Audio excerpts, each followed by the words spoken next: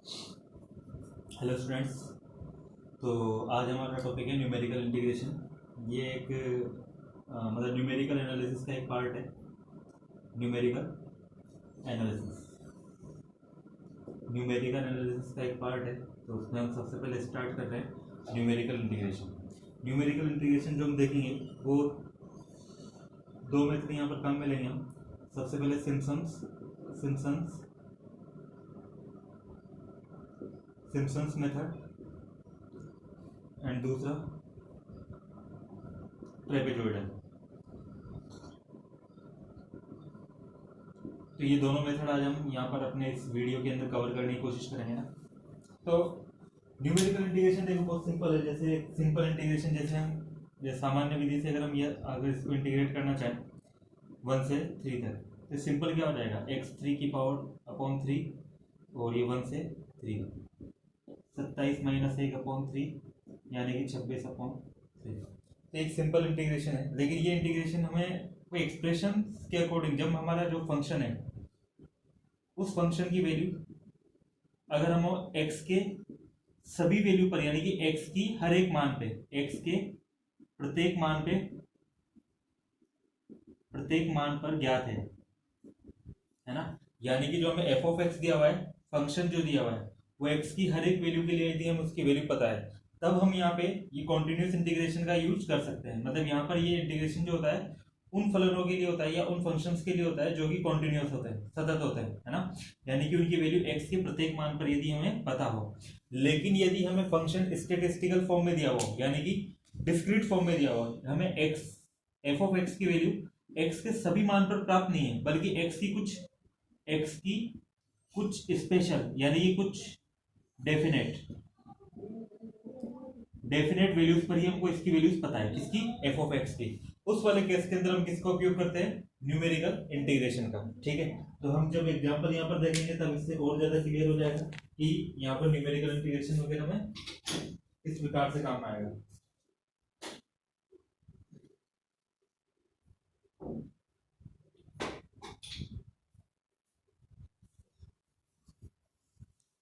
ठीक है, तो अब हम सबसे पहले स्टार्ट करते हैं। यहाँ पर सबसे पहले देखते हैं इनका फॉर्मूला क्या होता है, ट्रेपेजॉइडल फॉर्मूला क्या होता है। और ये इससे पहले हम देखते हैं कि हमें जो क्वेश्चंस दिए हुए होंगे वो किस फॉर्म में दिए हुए होंगे ना। देखिए फॉर एग्जांपल हमें दिया जाता है कि x की हमें यहाँ पर वैल्यूज दे दी जाएगी। फॉर एग्जांपल हमें यहाँ पर x की वैल्यूज दे दी जाएगी कि x की वैल्यूज क्या है, 0 1 2 3 4 5 6। और यहाँ पर हमें दे दिया जाएगा एफ ऑफ एक्स की वैल्यू, x की वैल्यूज के लिए एफ ऑफ एक्स की वैल्यू ये है।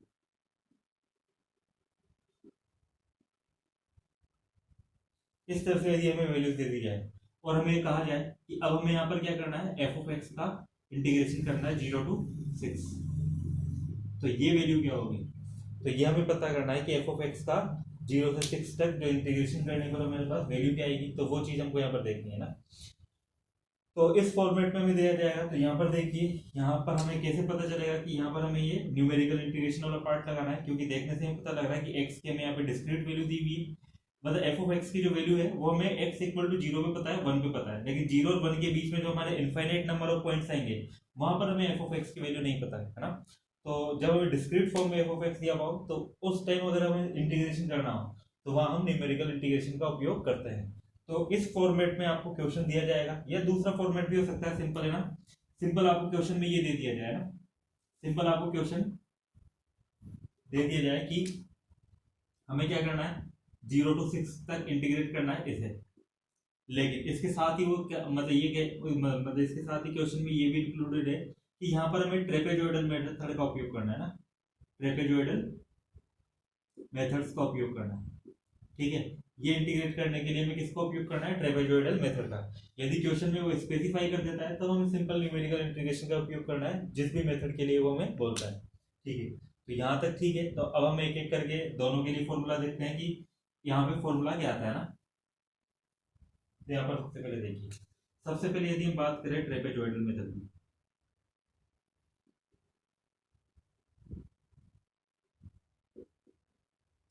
तो ट्रेपेजॉइडल मेथड के लिए जो फॉर्मूला होता है ना, यदि हम इसको ले लें कहाँ से कहाँ तक, x नॉट से लेकर x not plus n h तक ले लें, एफ ऑफ एक्स डी। अच्छा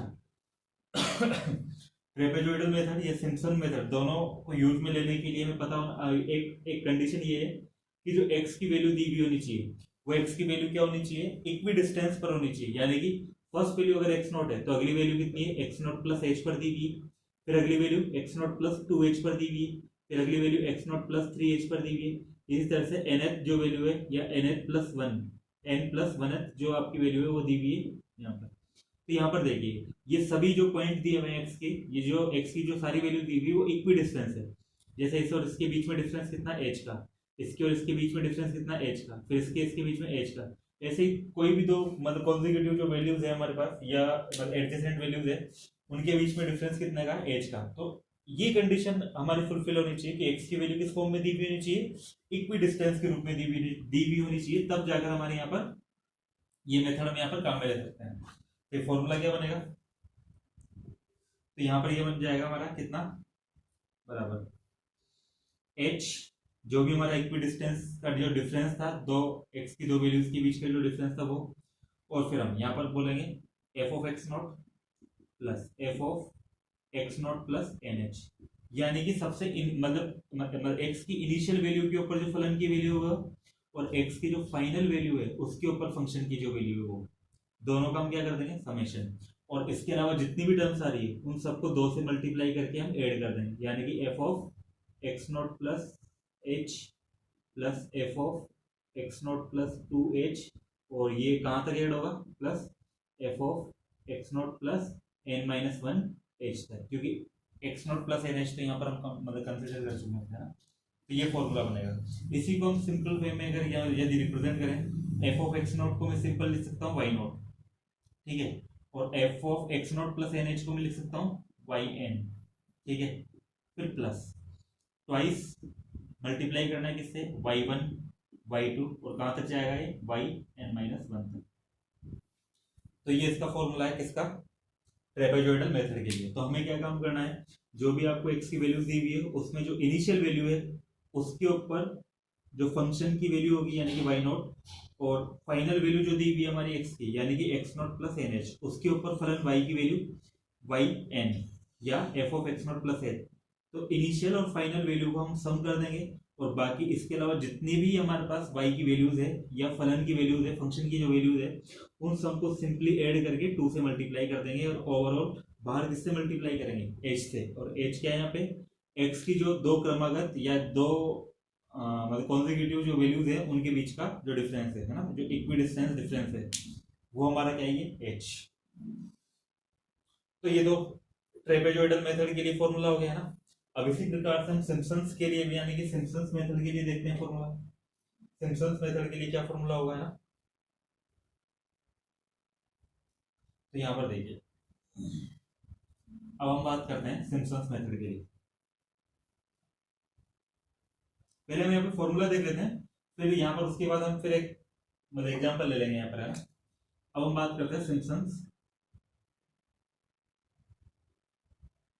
1/3 मेथड। यहाँ पे सिम्पसन्स की एक्चुअली दो मेथड है, एक तो 1/3 है और 3/8 है। तो सबसे पहले हम 1/3 के लिए देख रहे हैं, इंटीग्रेशन कितना होगा, वही एक्स नॉट से x not plus n h तक एफ ऑफ एक्स और यहाँ पे डी एक्स। एक्चुअली वहां लास्ट जो हमने फॉर्मूला लिखा था किसका, ट्रेपेजॉइडल मेथड जो लिखा था ना, एक्चुअली वापस से उसमें थोड़ी सी गलती हो गई है ना, उसको एक बार सही कर लेते हैं। Trapezoidal method, trapezoidal method, trapezoidal method से यदि हम देखें एक्स नॉट से x not plus n h f of x d x, तो ये बराबर कितना होता है, वही initial value plus final value का समेशन, फिर प्लस ट्वाइस ऑफ कितना और इन दोनों के अलावा जितनी भी वैल्यूज है ना, या 1 से डिविजिबल जितनी वैल्यू, और 1 से डिविजिबल कितनी होगी वो सारी वैल्यूज हो जाएगी, और ये yn माइनस 1 था। और इसके बाहर हमने लिखा था h, यहाँ पर एक्चुअली h नहीं होता, ये h/2 होता है, ठीक है। तो इस चीज का ध्यान रखिएगा। इसी प्रकार से यदि हम सीखें सिम्पसन्स 1/3 मेथड, तो सिम्पसन्स 1/3 मेथड के अकॉर्डिंग क्या होगा, ये एक्स नॉट से x not plus n h f of x into d x, ये कितना हो जाएगा, अंदर तो क्या होगा वही initial value plus final value का समेशन, फिर प्लस, जैसे यहाँ पे ट्वाइस था तो यहाँ पर भी ट्वाइस होगा। यहाँ पर हमने ट्वाइस किसको किया था, वन से मतलब जो वन के मल्टीपल जो फंक्शन की वैल्यूज थी वो सब। अब यहाँ पर हम देखेंगे टू के मल्टीपल की जो वैल्यूज होगी वाई की, वो सारी वैल्यूज को ऐड कर देंगे। टू के मल्टीपल का मतलब even y2 plus y4 plus y6 और इसी प्रकार से आगे तक जितनी वैल्यूज आ रही है ना, इवन ऑर्डर की जो होगी, यानी कि टू का मल्टीपल जो होगी ना वो। इसके अलावा जो रिमेनिंग है, यानी कि टू के मल्टीपल के अलावा जो बची और इन दोनों को छोड़ के जो बची, उनको हम 4 से मल्टीप्लाई कर देंगे और बाहर कितना आ जाएगा, ये y1 plus y3 plus y5 plus y7 इस प्रकार से। ठीक है, जब ये समेशन हो गया तो बाहर कितना रहे, क्योंकि 1/3 मेथड है तो h/3 बाहर आ जाएगा मल्टीप्लिकेशन में। ठीक है, ये सिम्पसन्स कितना हो गया 1/3 मेथड। इसी प्रकार से लास्ट मेथड सिम्पसन 3/8 मेथड। तो हम किस मेथड की बात करते हैं, तो इस मेथड के अकॉर्डिंग क्या होगा फॉर्मूला, एक्स नॉट से लेकर x not plus n h f of x into d x बराबर कितना हो जाएगा, वही सबसे पहले initial value plus final value दोनों को ऐड कर देंगे प्लस। यहाँ पे हमने दो को किससे मल्टीप्लाई करवाया था, वन के मल्टीपल वाली जितनी वाई की वैल्यूज थी उससे, यानी कि y1 y2 y3 y4 और yn-1 तक। इस वाले मेथड में हमने क्या करा है, दो को किससे मल्टीप्लाई करवाया, टू के मल्टीपल वाली वैल्यूज से। अब यहाँ पर हम दो को किससे मल्टीप्लाई करवाएंगे, 3 के मल्टीपल वाली वैल्यूज से, यानी कि y3 plus y6 plus y9 plus और इस प्रकार से। और रिमेनिंग वैल्यूज को फिर हम किससे मल्टीप्लाई करेंगे, 3 से। यहाँ पे 4 से करवाया था, ध्यान रखना, यहाँ पे 3 से मल्टीप्लाई करवाएंगे तो यहाँ और रिमेनिंग वैल्यू कौन सी है, y1 प्लस y2 फिर y4 प्लस y6 y5 फिर प्लस y7 प्लस y8 और इस प्रकार से वैल्यू चलती जाएगी ना। और क्योंकि ये 3/8 मेथड है तो यहाँ पे किससे मल्टीप्लाई कर देंगे, 3h/8 से। तो ये हमारा सिम्पसन 3/8 मेथड हो गया है ना। और यहाँ पर आपको बता देते हैं कि y नोट का मतलब क्या है, f of x note, y1 का मतलब क्या है, f of x note plus h। इसी प्रकार से yn का मतलब कितना होगा, f of x note plus nh। इस प्रकार से इसकी वैल्यू है ना। तो आई होप आपको ये फॉर्मूलाज याद हो जाएंगे, सिंपल ही है ना। हर फॉर्मूले में हमें क्या करना है, इनिशियल और फाइनल वैल्यू को सिंपल ऐड करना है। रिमेनिंग वैल्यू के अंदर यदि हम ट्रेपेजॉइडल मेथड की बात करते हैं तो दो से मल्टीप्लाई करवाएंगे उन सभी वैल्यूज को। सिम्पसन मतलब 1/3 मेथड की बात करते हैं तो दो को मल्टीप्लाई करवाएंगे केवल टू के मल्टीपल वाली वैल्यूज से। 3/8 में दो को मल्टीप्लाई करवाएंगे 3 के मल्टीपल वाली वैल्यूज से। सिम्पसन 3/8 देखो यहाँ पे 3/8 मेथड है तो रिमेनिंग वैल्यूज को किससे मल्टीप्लाई करवाएंगे, 3/8 है ना तो ऊपर से 3 से 3 और 1/4 के अंदर यहाँ पे 4 से मल्टीप्लाई करवाएंगे ना। तो ये फॉर्मूला है और आई होप आपको समझ में भी आ गया होगा फॉर्मूला क्या है और याद भी आसानी से हो जाएगा ना। तो अब हम यहाँ पर एक क्वेश्चन देखते हैं जिससे हम तीनों से एक बार उसको सोल्व करके देखेंगे कि तीनों से उसका आंसर कितना आता है ना।